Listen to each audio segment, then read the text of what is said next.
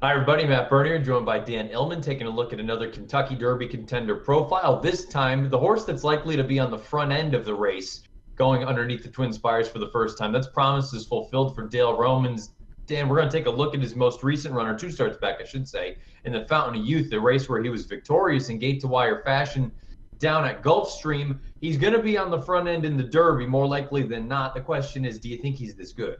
That's a major question, Matt. I mean, we look at the Fountain of Youth and he's digging in gamely to defeat Strike Power, but if you remember that racetrack, it seemed like it was inside speed favoring and they ran 1-2 around the track. The race flow was in Promises Fulfilled's favor. He came back in the Florida Derby 28 days later. The track was a little bit different, certainly not as speed favoring, and Promises Fulfilled got involved in a torrid speed duel and he was done at the 5/16 pole. Not exactly the most promising final Kentucky Derby prep you're going to see. He's been on the lead at the first call of each and every one of his 5 races. The early time form U.S. pace projector is out for the Derby, however, and it has him sitting second off the brilliant Justify. Promises Fulfilled has speed.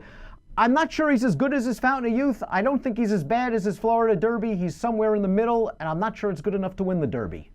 When you take a look at the pedigree, he's by Shackelford. He's out of a Marquetry mare. Shackelford, we know he took the Derby field quite a long ways. I believe he faded to finish 4th, but then he came back and won the Preakness 2 weeks later at a mile and 3/16. But for the majority of his career, he was better in those middle distance races. Any concerns about 10 furlongs with this horse? Not too many. His broodmare sire Marquetry was a top handicap horse back in the day. His dam was grade 3 placed going a mile and an eighth. I think the pedigree is there for Promises Fulfilled, but boy, it's just tough to take a horse against 19 of the best 3-year-olds in the country and in the world, perhaps, of such a dull race. He was basically eased in the Florida Derby. And if he is chasing Justify, or if Justify is hounding him through a fast pace, and right now in the early time form U.S. pace projector, of course, there's that red fast pace bar, that could be in trouble for Promises Fulfilled.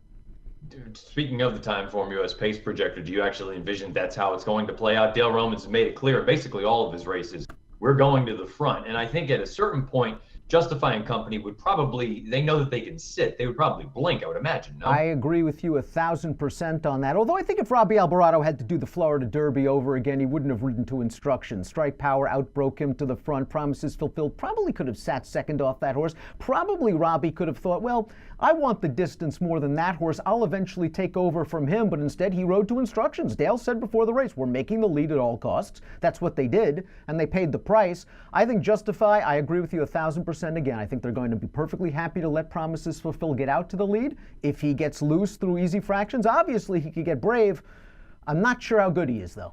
It's been a number of years since we've had a front-running winner, an actual outright on the lead gate-to-wire winner of the Kentucky Derby. We'll find out. The pace projector suggests Promises Fulfilled will be forward. Whether or not he's outright on the lead, we'll find out in just a few short days.